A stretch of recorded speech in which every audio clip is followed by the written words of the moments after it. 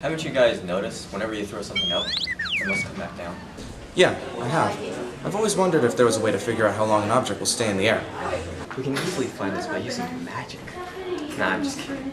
We're gonna use calculus. Calculus. Calculus.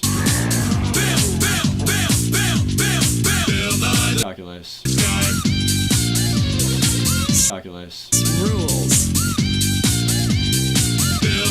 Calculus. Inertia is a property of matter. Calculus. T minus 7 seconds. Calculus.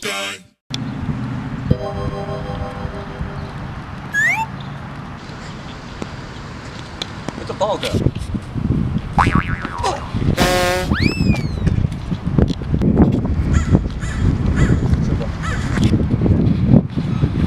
It's a nice, beautiful, cloudy day. It really is. You know what will make this day perfect? Are you thinking what I'm thinking? Calculus! A projectile motion can be described in 3 different graphs. The first one is the position. We could state the position of P of t, and the graph should look like this, as it's parabolic though. And the second one is the velocity. Well, velocity is the first derivative of position. So V of t equals dp over dt. And it should look like, and the derivative should come out to look like that, should be linear. And the third graph that represents projectile motion is acceleration. And acceleration is the first derivative of velocity, but is the second derivative of the position function. So acceleration is dv dt, which is equal to d squared p over dt squared. And it should look like a straight line because the acceleration is constant. Actually, the acceleration graph is this way. Yeah, the upside down. How do you find the time to find the max height of when you throw something in the air? Well, that's simple. Well, all you have to do is use a magic trick. No, I'm just kidding. You have to use calculus.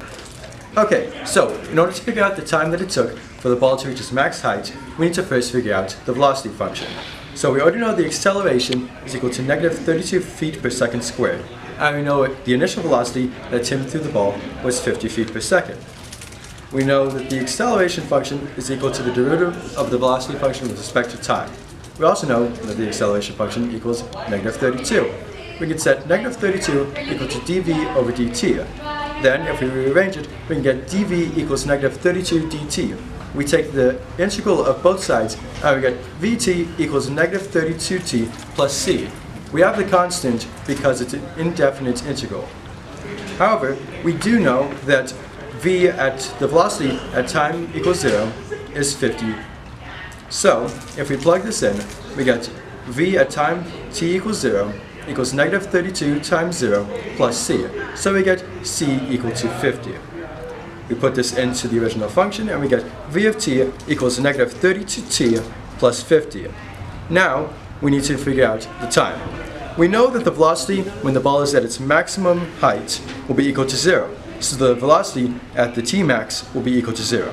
We can plug this in to get 0 equals negative 32t plus 50. If we solve this, we get t max equals 1.5625 seconds, and rounding that to 3 decimal places, we get t max is approximately 1.563 seconds. You see, I told you, it was exactly like magic. Wow, it's so cool. Hey, you know what'd be awesome? There's a way to figure out the max height of that ball. Hey, we could do that using calculus. Okay, so in order to find the max height, we first need to figure out the position function. We already know that the velocity function is equal to negative 32t plus 50, and we know the initial height when Timothy threw the ball was equal to 4 feet. Okay? We also know that the velocity function is equal to dp over dt. If we plug in the velocity function here, we get negative 32t plus 50 equals dp over dt. dp equals negative 32t plus 50 times dt. We got this by rearranging the equation. If we take the integral of both sides, we get the position function equals negative 16t squared plus 50 plus d. Now 50t. We know that the initial position is 4 feet. So if we plug this in, at time t equals 0, we get p of 0 equals negative 16 times 0 squared plus 50 times 0 plus d, where d equals 4.